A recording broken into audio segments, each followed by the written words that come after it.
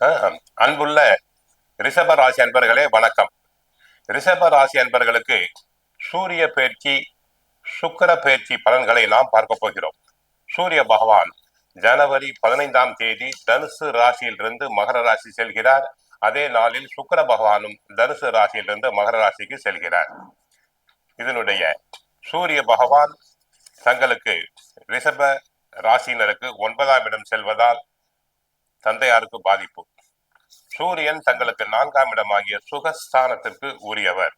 சுக்கிர பகவான் 9ஆம் இடத்துக்கு செல்வதால் நன்மைகள், சுக்கிரனால் நன்மைகள், சூரியனால் சற்று பாதிப்பு.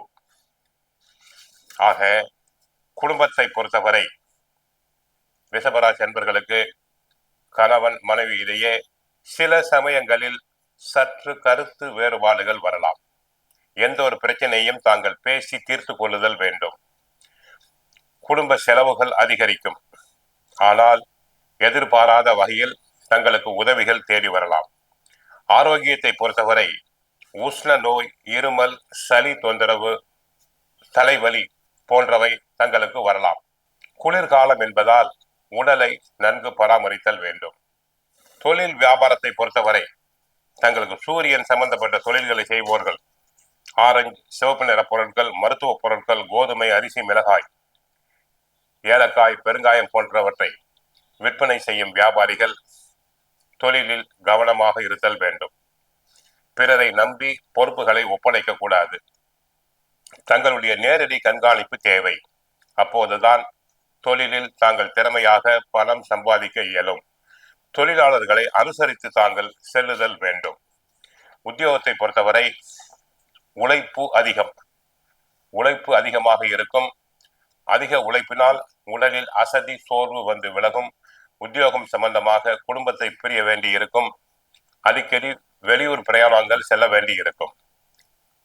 தற்போது தங்களுக்கு கிடைக்க வேண்டிய பதவி உயர்வு சற்று தாமதமாகி கிடைக்கும். இடமாற்றம் சற்று தாமதமாகி கிடைக்கும். அரசு துறை, அரசியல் துறை சம்பந்தப்பட்ட அன்பர்களுக்கு தற்சமயம் பதவி உயர்வினை எதிர்பார்த்தல் ஆகாது, சற்று தடங்கலாகலாம். அரசியல் துறையை பொறுத்தவரை தங்களுக்கு 9ஆம் இடத்துக்கு சூரியன் செல்கிறார். அரசியல் துறையில் தங்களுடைய பெயர் புகழுக்கு வீண் களங்கம் வரலாம், வீண் பலிகள் வரலாம். கவனம் தேவை. தந்தையாரின் உடல் நல பாதிப்பு உண்டாகும். தந்தையாரை தாங்கள் நன்றாக கவனித்துக் கொள்ளுதல் வேண்டும். அடுத்து மருத்துவத்துறை அன்பர்கள், டாக்டர்ஸ் தங்கள் தொழிலில் அரும்பாடுபட வேண்டியிருக்கும். உழைப்பு அதிகமாக இருக்கும். அதற்கு தகுந்த மாதிரி சன்மானத்தை எதிர்பார்ப்பதில் முடியாது. மற்றபடி கலைத்துறை அன்பர்களுக்கு ஓரளவு லாபம் கிடைக்கும். சிலர் கலைத்துறை சம்பந்தமாக அயல் நாடுகள், வெளி மாநிலங்களுக்கு சென்று வரலாம். பொருளாதாரம் வர ஒரு பக்கம், செலவு ஒரு பக்கம் என்று வரலாம்.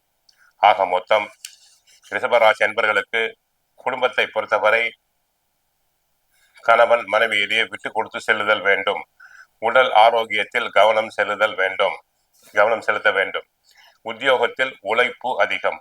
கோவிலுக்கு சென்றால் சிவபெருமானை வழிபடுங்கள், மகாலட்சுமி தாயாரை வழிபடுங்கள். வாழ்க வளமுடன், மங்களம் உண்டாகட்டும்.